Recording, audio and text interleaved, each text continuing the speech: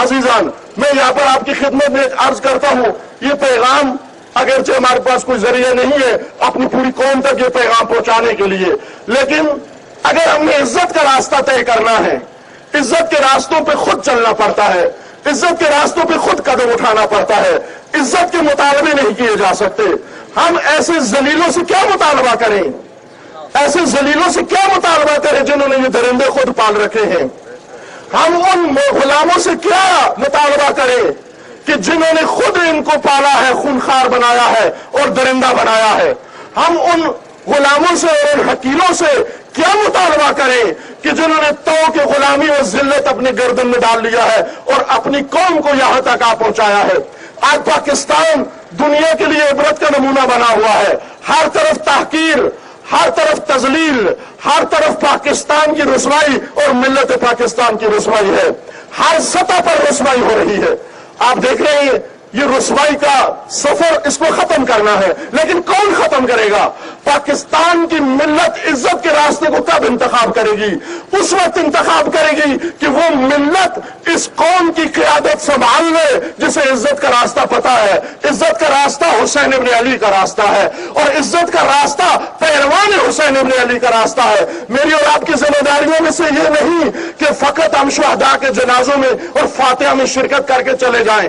عزیزان، ہمارا فریضہ یہ بنتا ہے کہ ہم ملت پاکستان کو بتا دیں کہ 64 سال ذلت کے راستوں پہ چل کر یہاں تک پہنچے، اب اس راستے کو ختم کر دو، اب عزت کے راستے پر آ جاؤ، آؤ حسین ابن علی کے راستے پر آ جاؤ۔ ملت تشیعوں کا آج فریضہ بنتا ہے کہ پاکستانی ملت کو آگاہ کرے کہ عزت کا راستہ وہی ہے جو امام عزت نے طے کیا ہے، اور ہم نے دیکھا کہ امام عزت نے جو راستہ بتایا تھا وہ ایران کے اندر ایک پیرو و فرزند حسین ابن علی نے طے کیا تو عزت پہ پہنچ گئے، لبنان میں طے کیا ایک فرزند زہرا نے، وہ عزت پہ پہنچ گئے۔ وہی راستہ ہر مملکت اور ہر ملت کے لیے ہے، لہذا پاکستان کے لیے بھی وہی راستہ ہے۔ ہمیں اس دنیا کو بتانا ہے کہ ذلت کے راستوں کو چھوڑ کر عزت کے راستوں پر آنا ہوگا۔ عزت کی مطالبے نہیں کیے جاتے، عزت کی راہ پر چلا جاتا ہے، عزت کے لیے قربانیاں دینا پڑتی ہیں۔ یہ قربانیاں عزت کے راستے کی قربانیاں ہیں، لیکن ہم نے اس راستے کو چھوڑنا نہیں ہے۔ عزیزان، جس راہ پر اور جس شہر میں یہ قتل ہوئے، یہ ہمارے عزیز شہید ہوئے، جام شہادت نوش فرمایا، وہاں پر ایک بہت بڑی تعداد مومنین کی آباد ہے، لاکھوں کی تعداد میں، اور وہ مومنین اگر عزت کا راستہ اپنا لیں پورے پاکستان کو تحفظ دے سکتے ہیں، پورے پاکستان کا دفاع کر سکتے ہیں۔ لیکن ضروری ہے کہ ان مومنین تک بھی یہ پیغام پہنچایا جائے جو لاکھوں کی تعداد میں ہونے کے باوجود اپنے گھر اور اپنے شہر میں احساس تحفظ نہیں رکھتے۔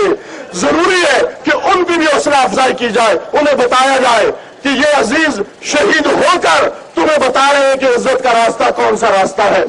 عزیزان، میں جو آپ کی خدمت میں عرض کرنا چاہ رہا ہوں وہ یہ ہے نکتہ کہ جس طرح امام خمینی رضوان اللہ تعالیٰ علیہ نے عزت کا راستہ طے کیا لیکن سختیوں کا راستہ ہے، اس میں ملتوں کو بہت کچھ کرنا پڑتا ہے۔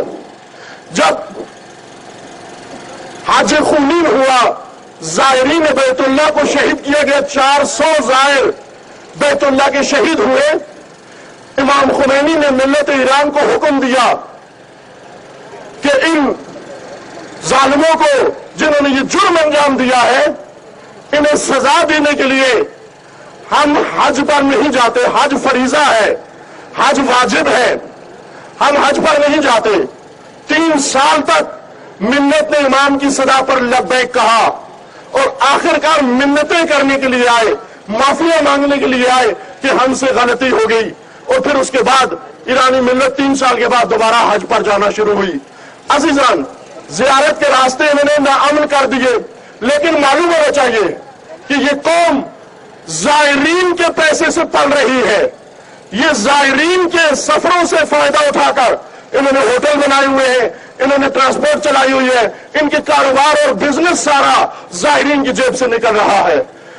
آپ زیارتیں نہ روکیں، زیارتوں پر ضرور جائیں، لیکن اگر ہوائی سفر کر سکتے ہیں تو ہوائی سفر سے زیارت کریں۔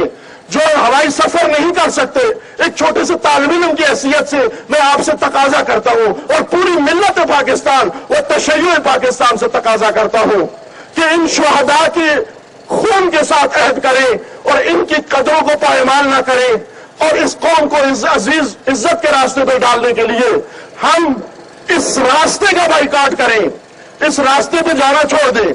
अगर 3 महीने पाकिस्तान के ज़ायरीन इस रास्ते से ज़ियारत पर न जाए, ये सब भूखों मर जाएंगे, ये भूख से मर जाएंगे। इनके पास खाने के लिए कुछ भी नहीं है, इनके पास रेत के अलावा कुछ भी नहीं है, इनके पास छपकलियों के अलावा कुछ भी नहीं है, मेंढकों के अलावा इनके पास कुछ भी नहीं है। ये हमारी कमाई से पलते हैं, हमारे पैसों से पलते हैं। इनकी दुकानें, इनके होटल, इनके ट्रांसपोर्ट और इनके सारे कारोबार ज़ाहिरीन के जरिए से चलते हैं और फिर ज़ाहिरीन के ऊपर ही जुल्म ढाते हैं। हम इन मजलूम ज़ाहिरीन और इन मजलूम शुहदा के खून की पासदारी के लिए पूरी मिल्लत के अंदर ये पैगाम नशर कर दे कि इस रास्ते का 3 महीने बाइकाट करो।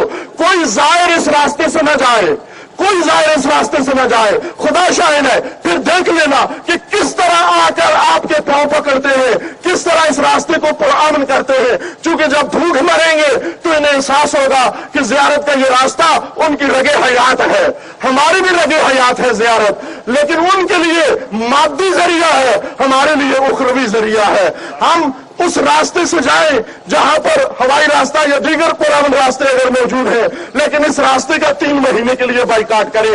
मिल्लत तशय्यो अपनी कुदरत का इजहार करे, अपनी ताकत का इजहार करे। अजीजान, बाज़ औकात कुदरत का इजहार किसी इकदाम से किया जाता है और बाज़ औकात किसी चीज को बाइकाट करने से किया जाता है। हमारे पास ऐसे बहुत सारे नमूने मौजूद हैं कि जब ईरान पर बरतानिया कब्जा करना चाह रहा था और तंबाकू की काश्त करना चाह रहा था, एक मुज्तहिद ने फतवा दिया तंबाकू खरीदना छोड़ दो।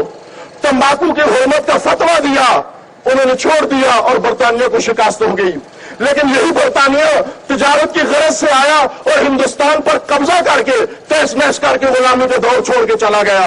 यहां कोई मुफ्ती मौजूद नहीं था, यहां कोई आगा आलिम मौजूद नहीं था जो इस मिल्लत को कहता कि तुम भी इनका बाइकाट करके इनको घुटने टेकने पर मजबूर कर दो।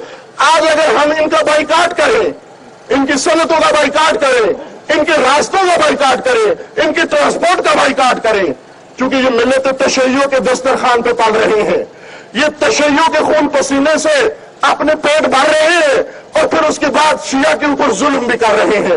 लिहाजा ये तकाजा एक तालिब इल्म का आपकी खिदमत में और आपके तवज्जुह से मिल्लत पाकिस्तान और तशय्युए पाकिस्तान के लिए कि 3 महीनों के लिए इन शुहदा के एहतराम में हम न जाए और देखना फिर इंशाअल्लाह कि हजरत सामिनुल हुजज वो करीम और रऊफ जात है कि इंशाअल्लाह खुदावंद तबारक व तआला हजरत इमाम रजा के तुफैल इस यजीदियत को और इस सिलसिले को नाबूद फरमाएगा इंशाअल्लाह।